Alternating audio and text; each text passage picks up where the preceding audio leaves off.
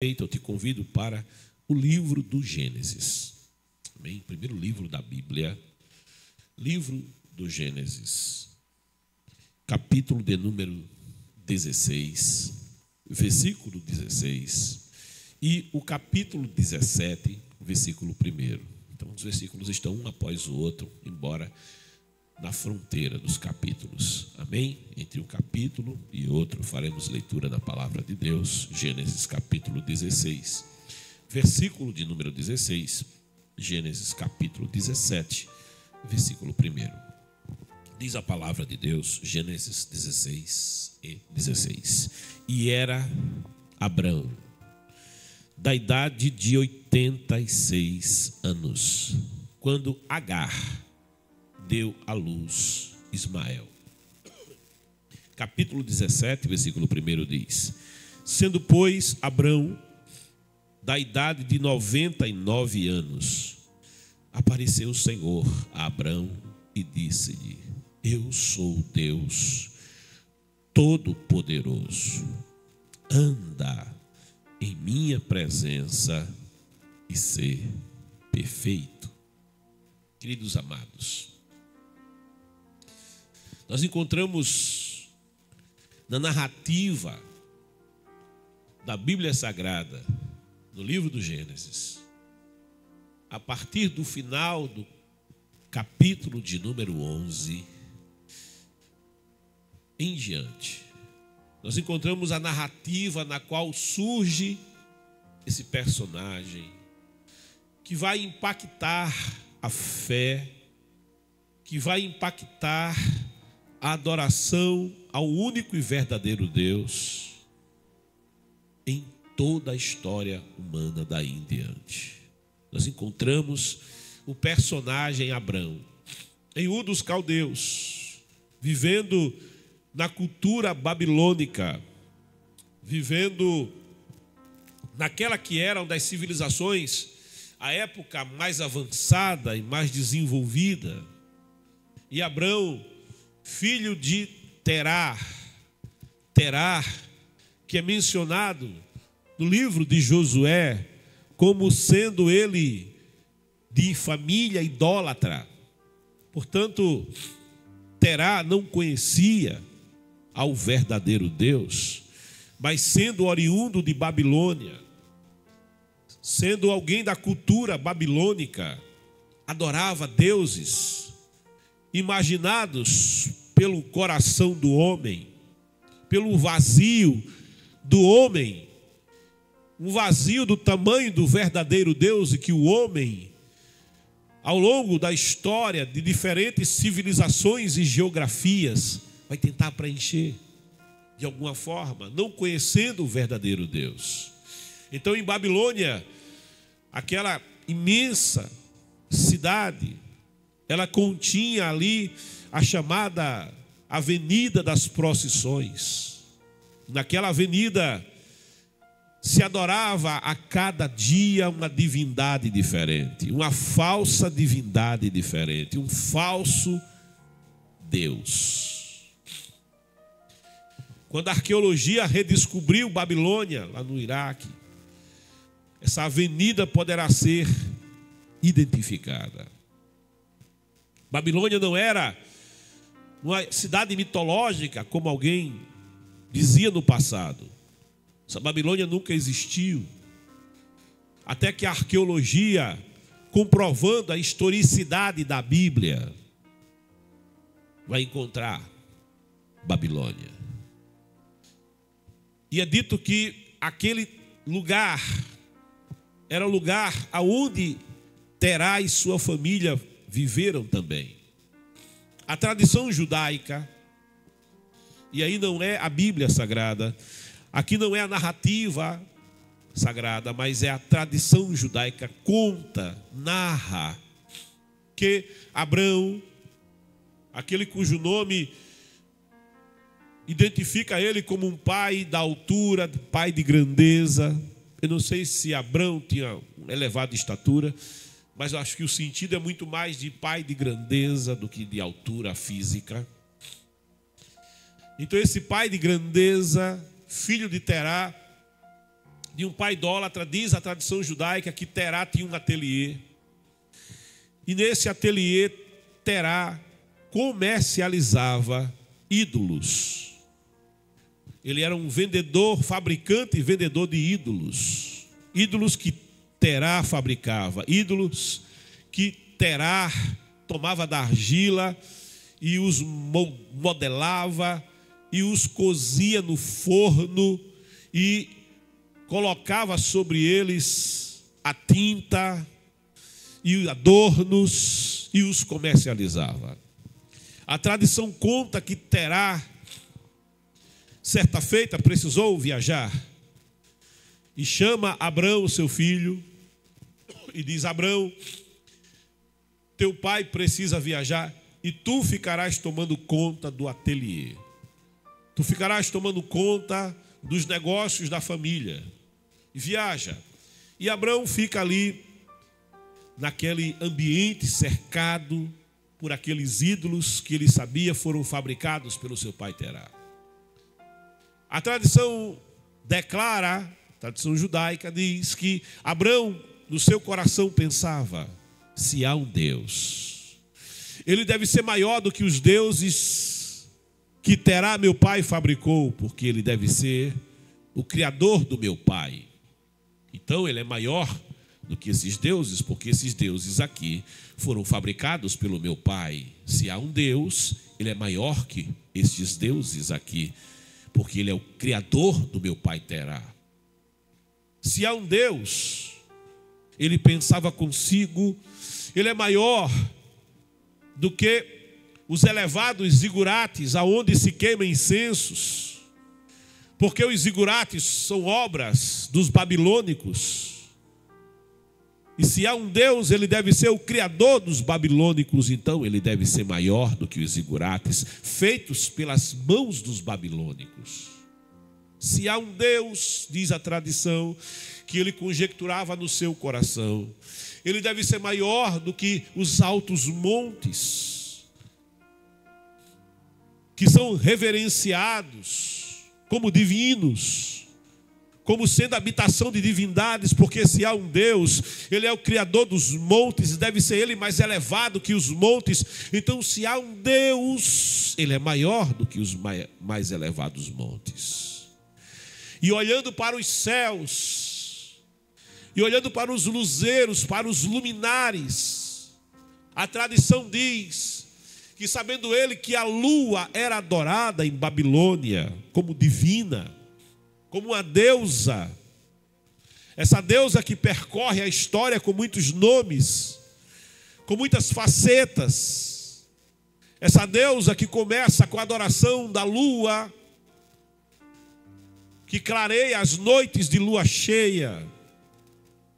Ele pensa e conjectura no seu coração: se há um Deus, ele deve ser maior que a lua, porque ele deve ser o criador da lua. Ele a estabeleceu e a colocou no seu lugar e estabeleceu os seus movimentos. Se há um Deus, ele pensava consigo, olhando para os luzeiros, ele deve ser maior que o sol, que é adorado pelos babilônicos, adorado pelos egípcios, adorado por povos antigos. Ele imagina: se há um Deus, ele deve ser maior que o globo solar, que brilha com fulgor e dá a sua luz todos os dias e percorre os céus. Se há um Deus, ele deve ser maior que o sol, porque ele mesmo é o criador do sol, é ele que acendeu o sol e deve ser ele que sustenta o sol. Então, se há um Deus, ele é maior não só que o sol, ele deve ser maior do que as estrelas que brilham com fulgor e intensidade. Ele deve ser o criador de cada uma delas, e ele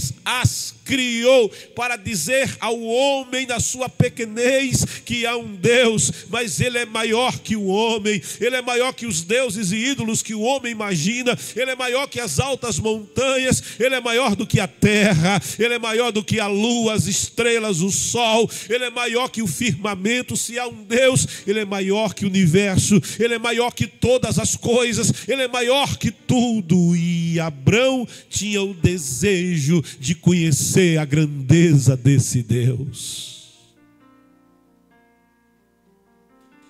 A tradição diz que naquela viagem que o seu pai faz e o deixa no ateliê, certo dia, uma devota de um daqueles ídolos, ao passar ali, ela se curva diante do ídolo. Era um ídolo pequeno, mas ela se curva diante dele. E ela faz até oferendas diante daquele ídolo. E em sua angústia ela chora. Em sua angústia ela derrama lágrimas diante daquele ídolo. Ela não podia comprar o ídolo, mas ela o reverencia, ela o adora, ela faz uma oferenda, ela faz uma petição e ela se retira. Quando Abraão vê aquilo, ele olha no seu coração, ele pensa no seu coração e diz: pobre desta mulher, que na sua angústia clama a um ídolo feito pelas mãos do meu pai, que tendo ouvidos não pode ouvir, que tendo olhos não pode ver, que tendo mãos não pode apalpar, que nada pode fazer por ela, nem por si mesmo. Sabe? E a tradição judaica diz que dá uma revolta no coração de Abraão, então muito jovem. E ele pega um porrete que tem naquele ateliê e chega diante daquele ídolo feito pelas mãos de Terá, seu pai, e dá uma pancada no ídolo e estilhaça os cacos daquele ídolo.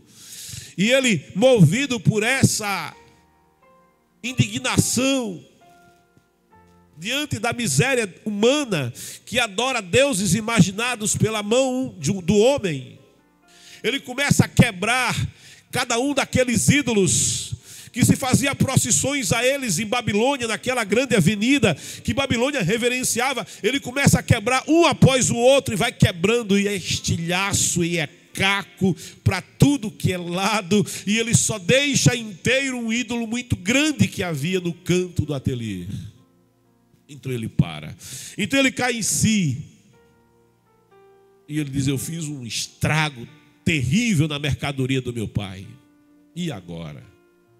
E quando o pai dele volta de viagem e encontra a loja revirada, ele diz para o filho: Abraão, meu filho, o que foi que aconteceu aqui? O que foi que você fez com a mercadoria?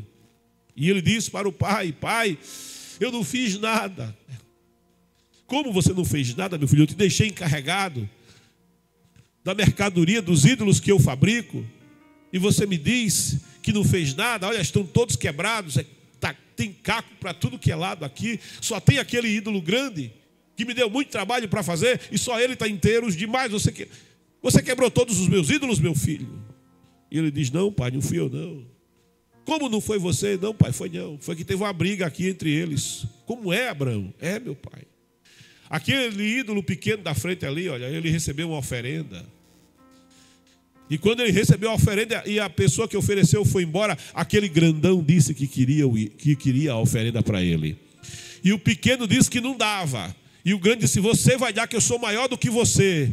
E ele respondeu para ele, meu pai, dizendo assim: eu sou pequeno, mas não sou metade. Venha pegar. E começou a briga. E o grandão pegou aquele porrete que tem ali, olha, e saiu quebrando, quebrou o pequenininho, aproveitou, quebrou tudinho, porque ele disse que daqui ele é o maior de todos. E quebrou tudinho, meu pai. A Terá ficou vermelho, ficou irado. Diz a tradição que ele olha para Abraão e diz: meu filho, você está fazendo chacota comigo. Você quer que eu acredite que aquele ídolo que eu fabriquei, aquele ídolo que eu modelei, que eu coloquei no forno, que eu pintei e adornei, que é o mascaro da loja, que aquele ídolo que tem um olho que eu fiz com as minhas mãos e não pode enxergar, que tem mãos e não pode fazer nada, não pode sequer apalpar alguma coisa, muito menos pegar aquele porrete ou sair de onde está, aonde eu encostei ele ficou, e você quer que eu acredite que ele fez tudo isso, meu filho? Eu vou te dar uma surra, Abraão. E Abraão olha para o pai e diz: agora, meu pai, eu vejo verdade em você. Agora, meu Pai, você fala a verdade. Esses ídolos, meu Pai, que o Senhor fabrica, eles não são nada. Esses ídolos que o Senhor fabrica, eles não são deuses, eles não podem fazer nada. Eles são fruto da imaginação sua e do povo e da cultura de Babilônia, porque o verdadeiro Deus, meu Pai, Ele é maior do que esse ídolo grandão que restou. Ele é maior que os ídolos que estão aos estilhaços. Ele é maior do que a sua olaria, meu Pai. Ele é maior do que o seu ateliê. Ele é maior que Babilônia. Ele é maior que a lua, o sol e as estrelas. O verdadeiro Deus, meu Pai, Ele deve ser maior que tudo. Eu tenho desejo de conhecer o verdadeiro Deus.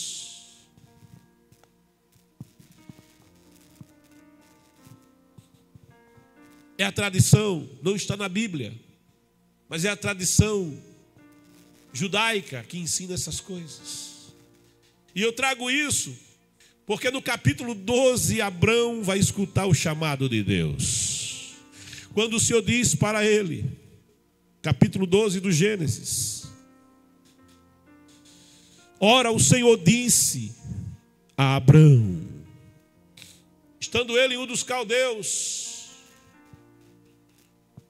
o Senhor disse a Abrão: sai da tua terra, da tua parentela e da casa de teu pai, vai para a terra que eu te mostrarei, e farei de ti uma grande nação. Abençoar-te-ei e engrandecerei o teu nome, e tu serás uma bênção, e abençoarei os que te abençoarem, e amaldiçoarei os que te amaldiçoarem, e em ti serão benditas todas as famílias da terra. Abraão escuta a voz de Deus. O Deus que ele tinha sede de conhecer o chama. O Deus que ele tinha sede de saber quem era, faz para ele uma chamada, dá a ele uma chamada, dizendo: sai dessa cultura, sai de Babilônia, sai da casa do teu pai, sai da casa da idolatria, vem andar comigo, vem caminhar comigo, vem viver um projeto que eu tenho para a tua vida, vem viver aquilo que eu sonhei para você. Sabe, o desejo de conhecer a Deus atraia Abrão naquela geração, a presença, a atenção, e sensibiliza-o a ouvir a voz de Deus. E ele sai para andar com o Senhor. E ele tinha já uma certa idade, 75 anos ele tinha. A sua esposa, sendo 10 anos mais nova, ela também já tinha vivido bastante, podemos dizer, já tinha tido uma vida em Babilônia. E a palavra diz que, não obstante a promessa do Senhor feita a Abrão, porque o Senhor promete para ele: eu farei de ti uma grande nação. E quando convida a sair a esposa de Abrão, a palavra vai dizer, no versículo 30 de Gênesis 11, e Sarai é aquela cujo nome tem um sentido de senhora. Alguém até entende princesa, uma princesa do Oriente. É dito da sua beleza que era extraordinária. Mesmo com 65 anos, ela era uma das mulheres, talvez se não a mais bela mulher do Oriente. E Sarai, diz a palavra, por ser estéril, não tinha filhos. Sarai era estéril. Sarai tinha o opróbrio da esterilidade, e, portanto, Abrão, aos 75 anos, não tinha criança correndo dentro de casa. Mas ele ouve o chamado do Senhor, e ele vai vivenciar essa chamada. E ele vai andar com Deus, sem conhecer muito bem a Deus. Ele vai errar no caminho, ele vai cometer erros, ele vai descer ao Egito quando não devia ter descido. Deus vai socorrê-lo no Egito. Os anos vão passar, 85, 86, 87, 90 anos. Os anos vão passando, mas ainda que ele estivesse conhecendo a Deus, caminhando com o Senhor, convivendo com a sua presença, a promessa de ter filhos, a promessa de, a partir dele, Deus fazer uma grande nação, não iniciava. Sarai continuava estéril, como era estéril desde a sua juventude. E ele caminha com Deus, Deus caminha com ele, a certa altura da vida. A mulher de Abrão, sabendo que Abrão tinha uma promessa de fertilidade, de fecundidade, porque a bênção do Senhor, desde o Gênesis para o primeiro casal, declarava para o primeiro casal: frutificai, multiplicai, transbordai, dominai e sujeitai. E essa bênção começa com a frutificação, não com a esterilidade, que é o oposto a isso. Sarai, a certa altura da jornada, ela vai dizer para o seu marido: olha, o Deus a quem tu serves, o Deus que te chamou, ele te fez uma promessa, que de ti faria nações, que você seria um homem, que seria pai, que você teria filhos, um grande clã, uma grande nação, mas a promessa é tua, e é preciso que você viva a promessa. E até hoje eu não tenho filhos, eu sempre fui estéril. E ela propõe para ele algo que remete às práticas da sua cultura babilônica. E ela diz: toma minha serva Agar. E Agar foi presente de Faraó lá no Egito. Toma a bela Agar, devia ser uma bela egípcia. Faraó a escolheu e presenteou a Sarai ali no Egito. Toma minha serva Agar, jovem, bela, e tem filhos com ela. Cabia na Babilônia a mulher que não podia ter filhos prover para o marido uma concubina, para que no costume babilônico tivesse ela filhos entre os joelhos da sua senhora, e esses filhos seriam considerados herdeiros do casal. E Abrão dá ouvidos à voz de sua mulher Sarai. E assim, andando com Deus, e assim caminhando com Deus, mas nem sempre consultando a Deus. Porque há situações que alguém vai dizer: Deus permitiu, Deus não interviu. Sabe, é preciso entender que não é Deus que nos consulta, somos nós que precisamos consultar a Deus. Não é Deus quem consulta a Abraão como será a jornada, é Abraão que tem que consultar a Deus. Ele diz: a terra que eu te indicar. É Deus quem indica, não é o chamado que indica. O chamado se volta para o Deus que chamou. Ele pergunta: aonde eu devo ir, como eu devo ir, como eu devo viver o chamado, como é que eu devo viver. Mas Abrão nem sempre ele consultou a Deus. E aqui ele não vai consultar a Deus, mas vai lhe parecer bem viver no modelo de Babilônia, seguir o costume de Babilônia.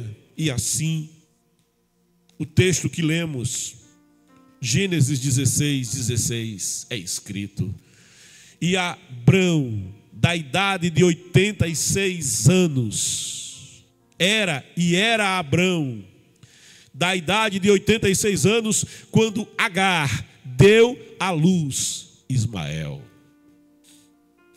O versículo seguinte vai dizer: sendo, pois, Abrão da idade de 99 anos. E aqui o tempo decorreu. Entre um versículo e outro versículo, nós temos 13 anos de jornada.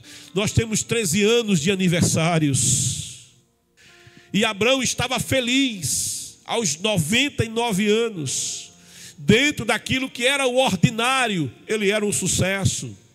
Dentro daquilo que era o ordinário, ele estava feliz. Ele tinha um herdeiro para os seus bens, ele tinha alguém que ia herdar os seus rebanhos, ele tinha alguém que ia liderar o seu clã, ele tinha alguém que ia chefiar a nação que parecia agora ia principiar. Dentro do extraordinário, aos 90, 99 anos, ele parecia ter vivido o melhor de Deus da sua vida. Ele parecia ter vivido o melhor da promessa na sua vida. Ele parecia ter caminhado a jornada, e a sua jornada parecia muito exitosa. Por certo, na sua visão humana, ele se considerava pleno e satisfeito. Mas o fato é que desde os 86 anos, que aquela presença que era comum aonde ele estava, por onde ele passava e aonde ele acampava, aquela presença ele não a ouvia, aquela presença ele já não a percebia. No primeiro aniversário de Ismael, e o Senhor não estava, e no segundo aniversário de Ismael no ano seguinte, e a presença do Senhor não estava. Ismael vai ser desmamado, há uma grande festa, mas o Senhor ali não está, sabe? Vão se passando os anos, aniversários vão acontecendo. Abrão está satisfeito, ele tem um filho homem. Abrão está satisfeito, ele tem um filho que vai, sabe, dar sequência à sua semente, vai dar sequência ao seu nome e à sua família, vai continuar o clã. Mas o fato é que Deus não se fazia presente como dantes. E o curioso é que Abraão parece que está tão satisfeito, tão imerso naquilo que é o ordinário da sua vida. Sabe, entre o versículo 16 de Gênesis 16 e o versículo 1 de Gênesis 17, nada acontece. Se pula de um versículo para o outro, como se fosse um dia depois do outro, e não 13 anos de um para o outro. 13 anos em que nada acontecia, 13 anos em que não se vivia novidades de Deus, 13 anos em que ele não conhecia mais a Deus, 13 anos em que ele não mergulhou mais na presença de Deus. E o tempo vai passar e ele não parece não se dar conta que o tempo está passando e que aquela presença já não era mais como antes. Mas ele está satisfeito da sua experiência, ele está satisfeito com o que ele está vivendo. Mas aos 99 anos, sendo pois Abrão da idade de 99 anos, apareceu o Senhor, aquele que fez a chamada. Apareceu o Senhor, aquele que viu Abrão em Ur dos Caldeus. Apareceu o Senhor, aquele que tinha um propósito para Abrão viver. Apareceu o Senhor, aquele que disse: sai da tua terra, da tua parentela, vai para o lugar que eu te mostrarei, eu te abençoarei, eu te farei fecundo, eu te farei uma bênção, abençoarei os que te abençoarem, amaldiçoarei os que te amaldiçoarem. Em ti eu farei benditas todas as famílias da terra. Há um Deus que fez um chamado para Abrão, e esse Deus que há 13 anos não aparece. Aos 99, quando Abrão, quem sabe, pensava: eu estou satisfeito. Quando Abrão certamente pensava: a minha vida está perto de terminar, a minha jornada está perto de ser concluída, Ismael vai dar continuidade a tudo. Aparece aquele que fez a chamada, aparece aquele que não só chama, mas se responsabiliza por aquele a quem ele chama. Apareceu-lhe o Senhor a Abrão e disse-lhe: eu sou, eu sou Deus Todo-Poderoso. El Shaddai, eu sou o Deus Todo-Poderoso. Eu sou Deus que não é limitado pela imaginação do homem. Eu sou Deus que não é limitado pelas estações do ano. Naquela cultura em que Abrão vivia, agora estando ele em território que era território semita, estando ele vivenciando em meio ao cananeu, ao eveu, ao jerbuseu, ao girgazeu, em meio àquela mitologia, se adoravam deuses que eram limitados pelas estações do ano, adorava-se deuses que o outono lhes afetava, o inverno lhes afetava, o verão lhes afetava. Esses deuses eram deuses limitados. Então, não admira que quando o Senhor aparece para Abrão, Abrão e se refere a si mesmo falando com Abrão. Ele diz: El Shaddai, eu sou Deus que não tem limite, eu sou Deus que não é limitado. Ele está falando para Abrão: as alturas dos montes não me limitam. Ele está falando para Abrão: olha, os céus não me limitam, o sol não me limita, as estrelas não me limitam. Ele está falando para Abrão: os teus erros também não limitam aquilo que eu tenho sonhado para que você viva na minha presença. Eu sou Deus Todo-Poderoso. E não há aquilo que Ele não possa realizar, e não há aquilo que eu não possa fazer. E Ele vai declarar para Abrão: Ritalesh, anda. Ritalesh lefanai, anda na minha presença.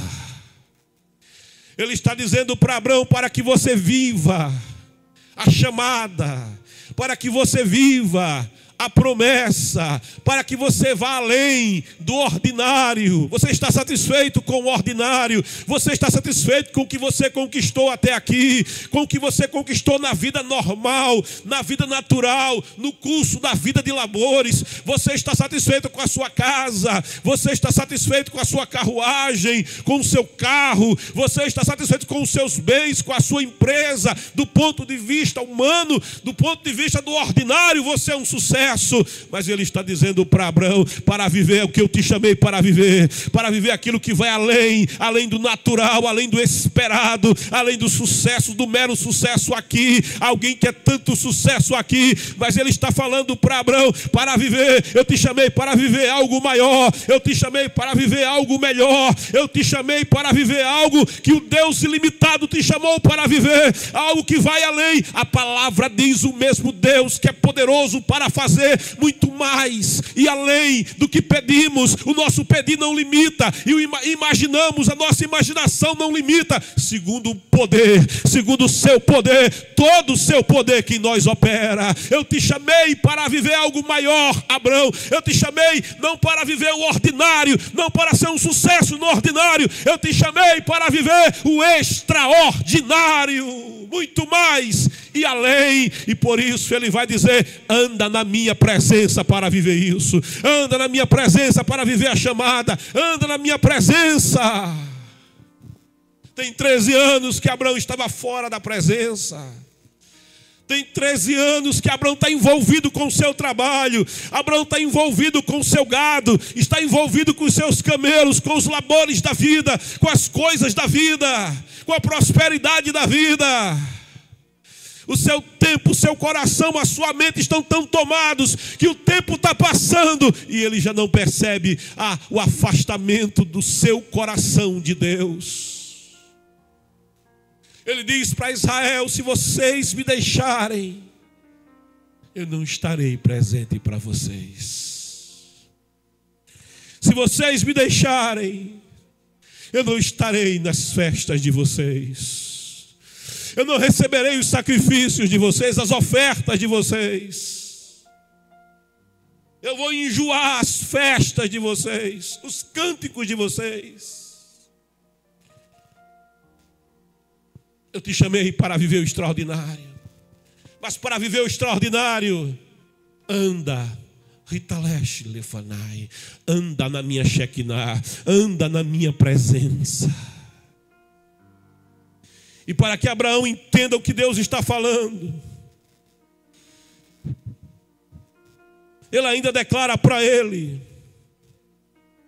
Verrier, seja, se, Verrier tamin, se, a tradução aqui diz ser perfeito,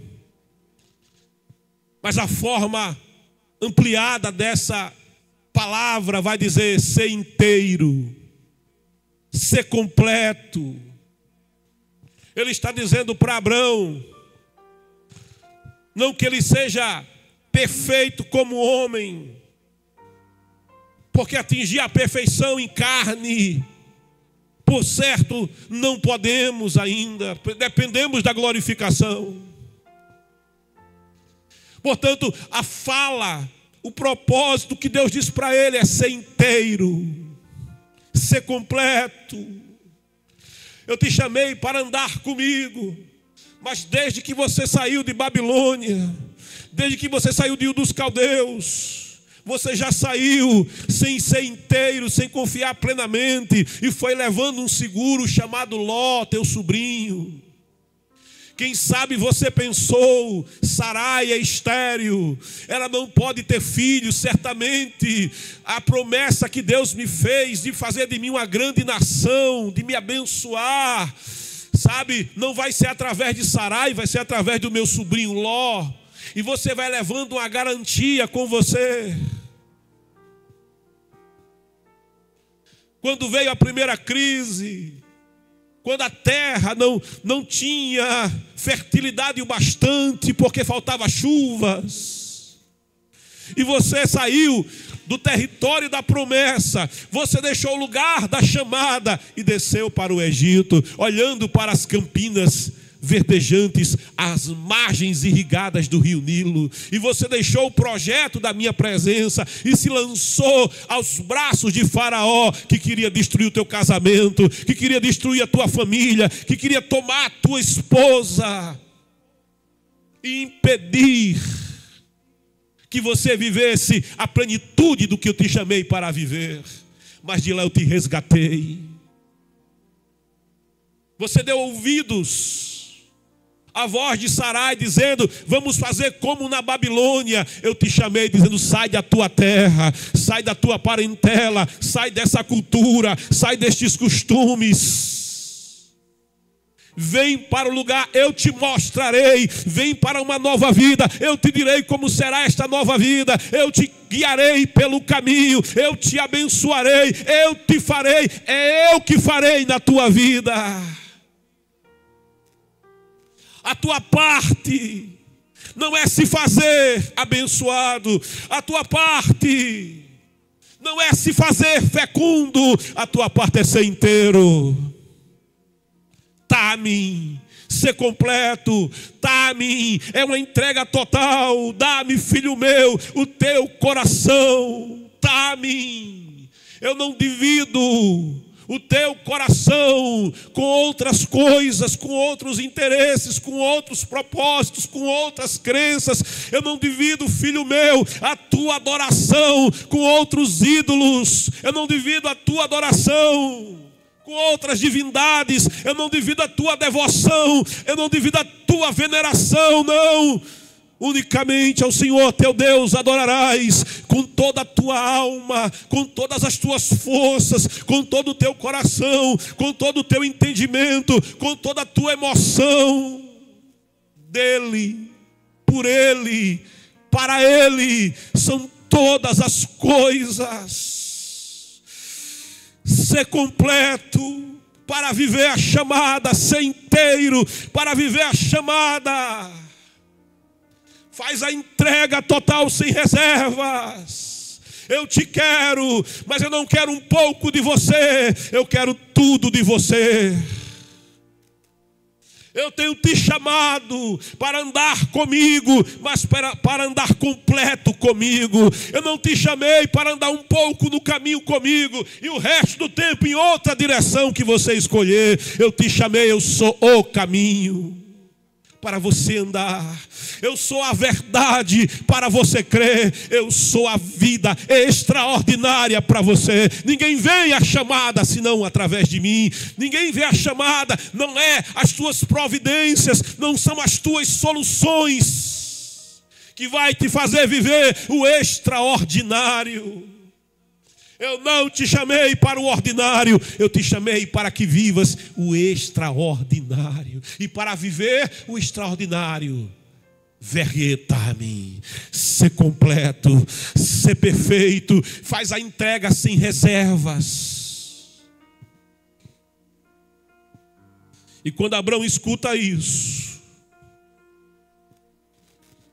ele escuta do Senhor. O que acontece quando alguém abre o coração para ser inteiro para Deus, sem reservas para Deus, para ser completo na presença do Senhor, para ser inteiro na presença do Senhor. E porei a minha aliança, é Deus quem faz, entre mim e ti. Não haverá outras alianças, não haverão outros intermediários, e porei a minha aliança entre mim e ti. Essa aliança profetiza a nova aliança que é Jesus Cristo, o único mediador entre Deus e o homem. Deus mesmo é mediador entre o homem e Deus, nenhuma outra coisa, nenhuma outra criatura. E porei a minha aliança entre mim e ti, e te multiplicarei grandissimamente. Não é Abraão que vai se multiplicar, é o Senhor quem vai multiplicar. Não é Abraão que vai gerar, é Deus que vai gerar através de Abraão.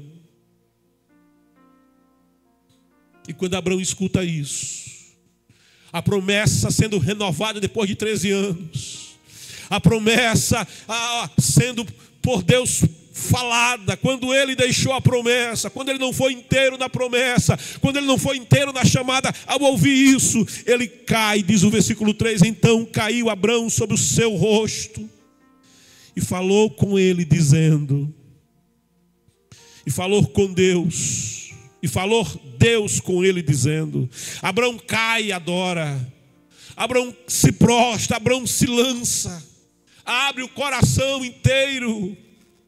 E o Senhor continua dizendo, quanto a mim, o que você tem que fazer, Abraão, é ser inteiro, é ser completo. Agora, quanto a mim, é a minha parte na aliança. A aliança tem duas partes.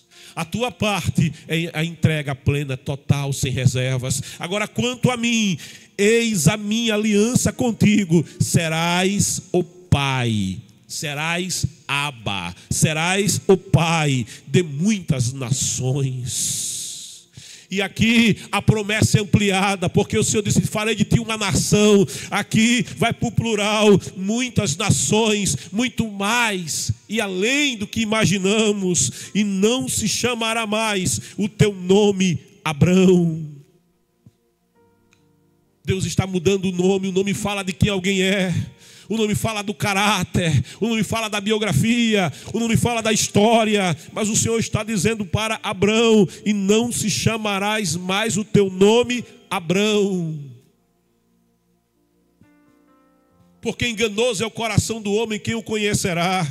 Mas o Senhor é aquele que pega o coração enganoso, o coração de pedra, e transforma em coração de carne. O coração que é entregue a Ele, não importa como é o coração, não importa quão endurecido, frio é este coração, mas se entregue nas mãos do Senhor, vai receber mudança, precisa nascer de novo. E o Senhor vai dizer, não se chamará mais o teu nome Abrão. Deus está mudando o caráter, Deus está mudando o coração, Deus está mudando atitudes, mas Abraão será o teu nome, porque por pai de muitas nações te tenho posto. Não é Abraão que se põe, é Deus quem o põe. Não é Abrão que muda o nome, é o Senhor que está mudando o nome dele.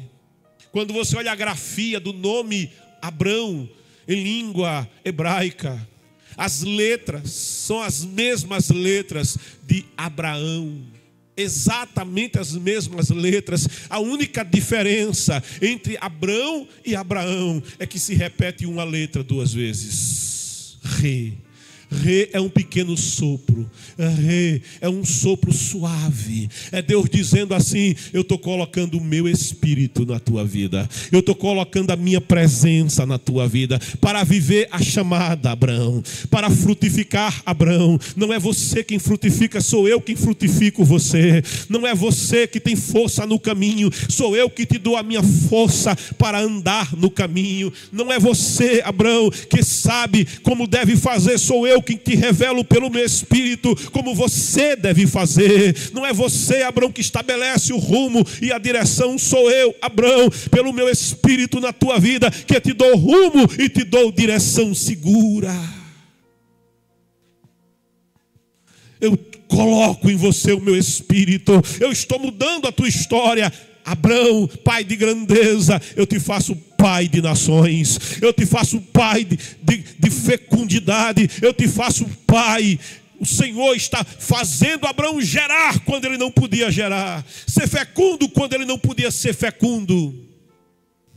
É o agir do Senhor. E te farei frutificar grandissimamente, fazendo com que nações e reinos saiam de ti. Olha quem é Abraão. Ele é um pastor de ovelhas de sucesso. Ele é um rurícola de sucesso. Ele é um criador de sucesso. Ele é alguém que no ordinário é um sucesso. Mas Deus está falando assim: você pode ter sucesso aí. Você pode ser um bom criador de ovelhas. Você pode ser um bom criador de camelos. Mas o meu sonho para você é maior que ovelhas, é maior que camelos, é maior que bens, é maior que posses. Eu te farei pai, mas é pai de nações. Eu te farei pai, mas é pai de reis. Reis sairão de ti. Embora Abraão não seja rei, ele vai gerar reis pelo agir do Senhor, da promessa para a qual Deus o chamou, se ele for nesta promessa inteiro.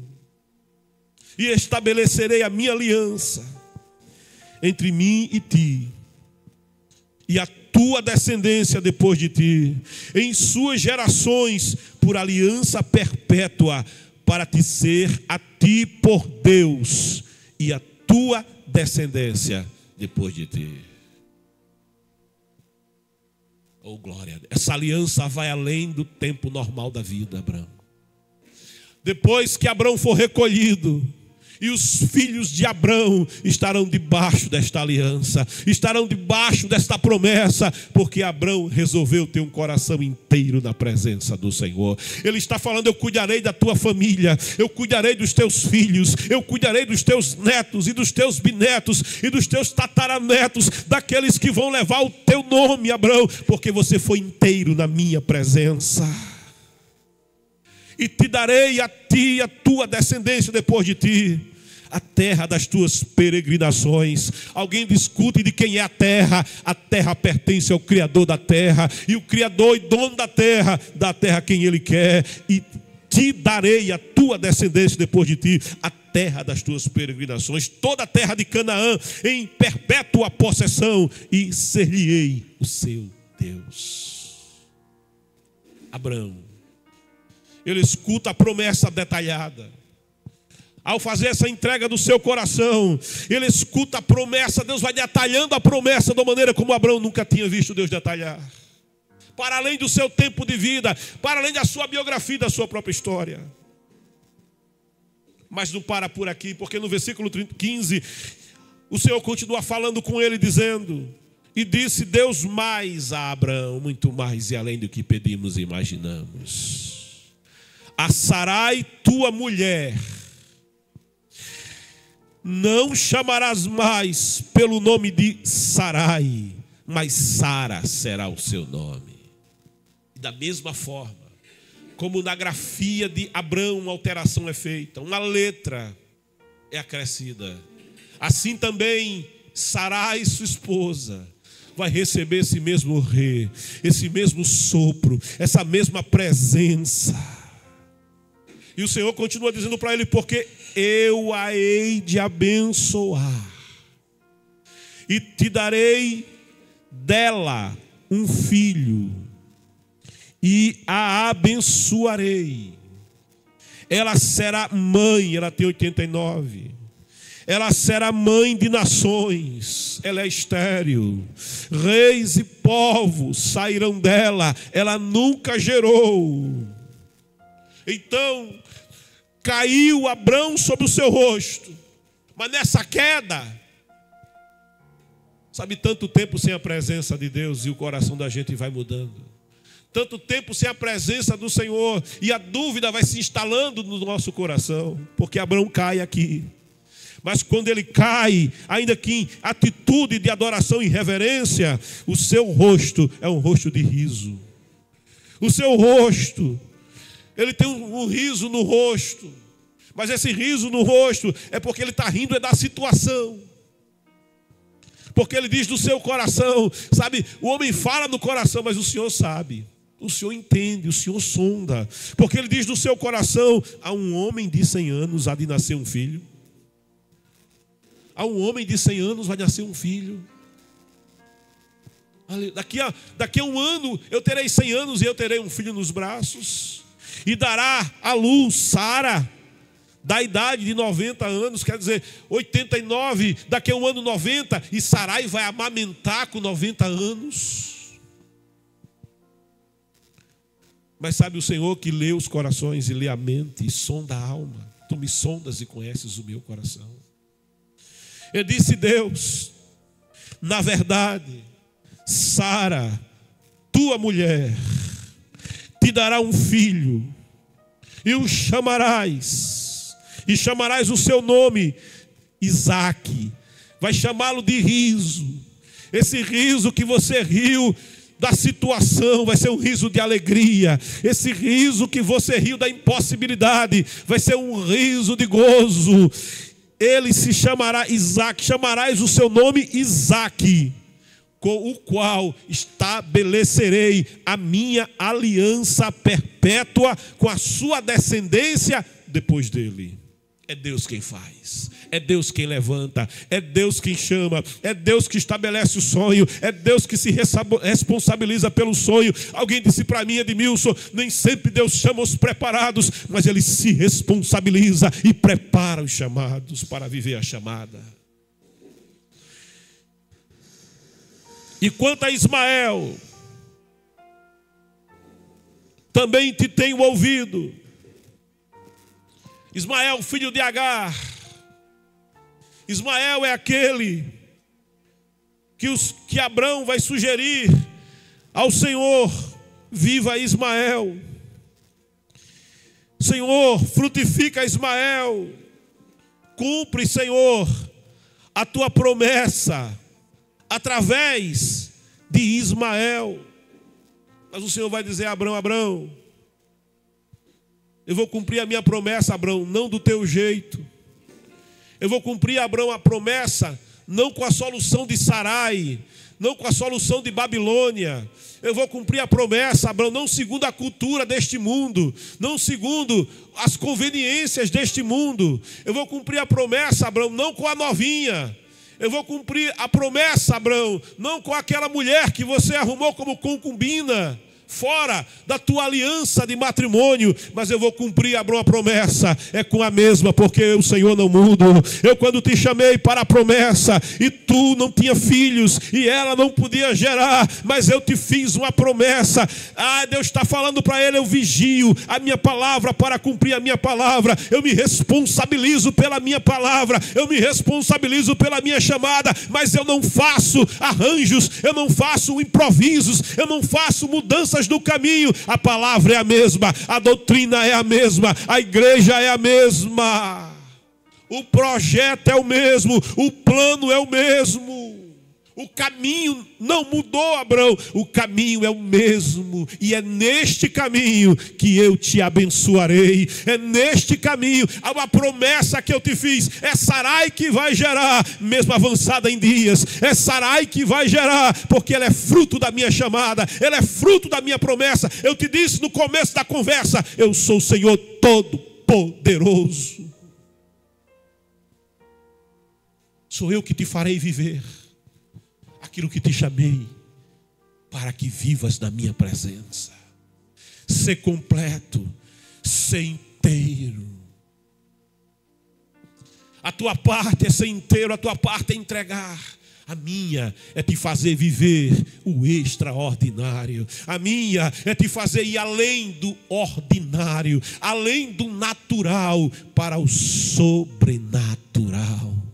Além do que o homem pode fazer, para viver o que Deus faz na vida do homem, que entrega-lhe inteiramente a sua vida e o seu coração. Este Isaque tem um rosto, porque promessa de Deus tem um rosto, e é um rosto alegre. Este Isaque tem um riso. O salmista diz: quando o Senhor mudou a nossa sorte, quando o Senhor nos tirou do cativeiro, quando o Senhor quebrou os nossos grilhões, nós éramos como os que sonham. Aleluia. Promessa de Deus faz a gente sonhar acordado. Cumprimento de promessa de Deus tem um rosto. Cumprimento de promessa de Deus tem um canto de alegria.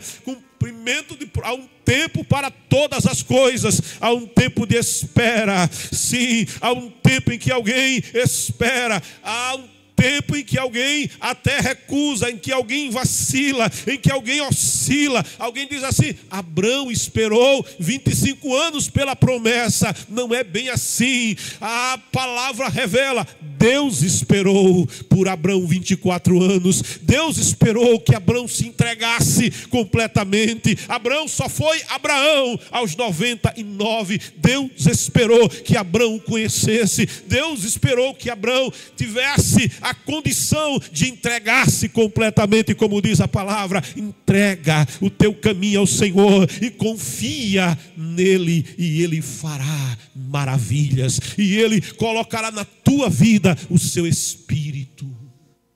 Alguém fala na biografia do pastor Enéas Tonini.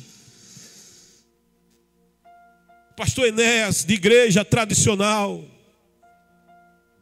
Pastor Enéas, educado, ensinado, formado na teologia protestante e batista, que não aceita o batismo com o Espírito Santo e com fogo. O revestimento de poder na vida do crente. Pastor Enéas Tonini, diretor do Colégio Batista em Perdizes, pastor da igreja em Perdizes. Pastor Enéas, profundo conhecedor da teologia e da palavra, uma imensa biblioteca, 3.000 volumes, dedicado à palavra. E diante do crescimento do pentecostalismo, desta igreja, Assembleia de Deus, e outras que creram na promessa, a promessa é para vós, é para vossos filhos, é para os que estão além, é para tantos quanto o Senhor vosso Deus chamar, muito mais além do que pedimos e imaginamos. A promessa é maior, não é apenas o ordinário, é o extraordinário. Não é apenas mergulhar nas águas, é mergulhar no rio do Espírito. A promessa é maior, os sonhos de Deus são maiores que os meus pensamentos são maiores que os vossos pensamentos. E o pastor Enéas, diante desta realidade, ele vai orar a Deus e diz: Senhor, se o revestimento de poder, se o extraordinário do Senhor é verdade, não é uma heresia, se aquilo que estão pregando nas igrejas pentecostais, o extraordinário do Senhor, é real, então eu quero para a minha vida. Mas Senhor, se não é real, também quero saber, porque se não é real, se é heresia, se é emocionalismo, eu irei combater isso nesta nação.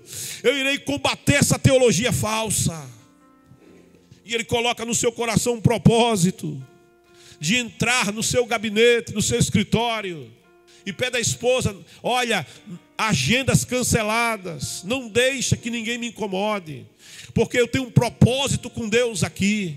Ele entra no seu escritório pela manhã e ele começa a buscar a presença do Senhor, a fazer aquilo que o Senhor disse à sua igreja: ficai em Jerusalém, permanecei em Jerusalém até que viva o propósito. Ficai em Jerusalém, porque é uma promessa extraordinária para vocês. Ficai em Jerusalém. E ele vai à presença do Senhor, ele fica aos pés do Senhor e pede para ser revestido de poder. Mas sabe, às 9 da manhã, e ele está orando desde muito cedo, mas às 9 da manhã, e ele não tinha recebido nada de extraordinário em sua vida. A esposa vai até ele, oferece a ele um lanche, ele diz não. Oferece água, ele diz não. Eu estou num propósito com Deus. E ele continua buscando ao meio-dia, hora do almoço, e nada ele tinha recebido. E ele insiste com Deus. o chamamento para o almoço chega, mas ele diz: não, eu estou num propósito com Deus, eu estou buscando algo extraordinário de Deus, se é que é real. Ele continua até as 3 da tarde, a esposa está preocupada: você não bebeu, você não comeu, eu estou buscando o extraordinário de Deus. Chega a hora do jantar, nada ele tinha recebido, o chamamento para o jantar vai chegar, mas ele vai dizer: eu não janto, eu não bebo, eu estou buscando o extraordinário de Deus. Meia-noite, nada tinha acontecido, ele nada tinha recebido de extraordinário, mas ele continua buscando, ele continua insistindo. Começa a madrugada e ele continua pedindo, buscando e batendo, buscando, pedindo e batendo para viver o extraordinário de Deus. De madrugada, quarta vigília da noite, e ele escuta uma voz que falou em Ur dos Caldeus. Ele escuta uma voz que em 2000 antes de Cristo disse: sai da tua terra, do meio da tua parentela, vem viver o extraordinário que eu te mostrarei, que eu te farei viver. Ele escuta uma voz que lhe diz: Enéas, entrega. Enéas, entrega. E ele começa a perguntar: o que devo entregar, Senhor? O que é que o Senhor quer que eu entregue, que eu não entreguei ainda, para viver o extraordinário? Entrega o pastorado da Igreja Batista, entrega a direção do Colégio Batista. Ele diz: eu entrego, Senhor, eu entrego. E ele continua orando, ele continua na expectativa de viver o extraordinário. Pela manhãzinha, a voz volta a dizer: Enéas, entrega. O que devo entregar, Senhor? Entrega, Enéas, a tua biblioteca. Você passa mais tempo com a sua biblioteca, você ama mais os seus livros, os seus muitos volumes, do que ama a minha presença. Senhor, me perdoa, eu entrego também. Um pouco mais tarde ele vai ouvir outra vez a voz do Senhor bradar, dizendo: Enéas, entrega. O que eu devo entregar? Me entrega a tua família, entrega a tua esposa e filhos. E ele diz: eu entrego, Senhor, eu e a minha casa, eu entrego completamente a ti, Senhor. Um pouco mais tarde ele continua buscando, pedindo, diz: eu quero viver o extraordinário de Deus.